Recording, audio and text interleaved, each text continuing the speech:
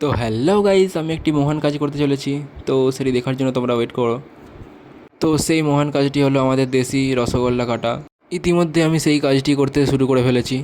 তো দেখতে দেখতে অনেকগুলোই রসগোল্লা কাটা হয়ে গেল। আর আমি বেরিয়ে পড়লাম শপিং মল যাওয়ার উদ্দেশ্যে। তো নদী নালা রাস্তাঘাট পেরিয়ে বেরিয়ে যাচ্ছি আমি এখন শপিং মল। তো আমার সঙ্গে আমার জিগরি অ্যাসিস্ট্যান্টও আছে। তো আমি প্রায় পৌঁছেই গেছি শপিং মলে। তো শপিং মলে দেখতে পাচ্ছ অনেক কিছু জিনিস আছে। তো আমার অ্যাসিস্ট্যান্ট সেখানে গিয়েই ঘুমিয়ে পড়েছে। তাড়াতাড়ি করে কিছু শপিংও করে নিলাম।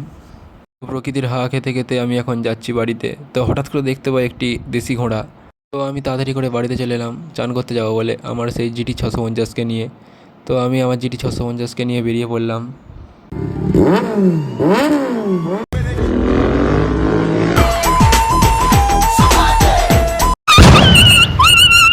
তো এত জোরে কাছার খাওয়ার পর আমি আর চান করতে গেলাম না, বাড়িতে তাড়াতাড়ি করে চান করে ফেললাম।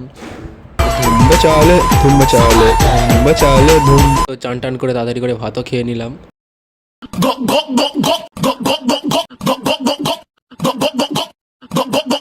তো আমি এখন যাব মাঠে আবার একটি মহান কাজ করতে। তাই হেয়ার ব্যান্ড লাগিয়ে তাড়াতাড়ি করে আমাদের দেশি ফেস ওয়াশ দিয়ে মুখটা ধুয়ে নিলাম।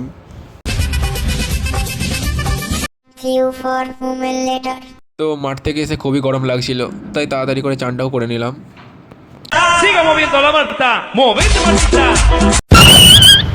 তো আজকের মতো টাটা বাই বাই।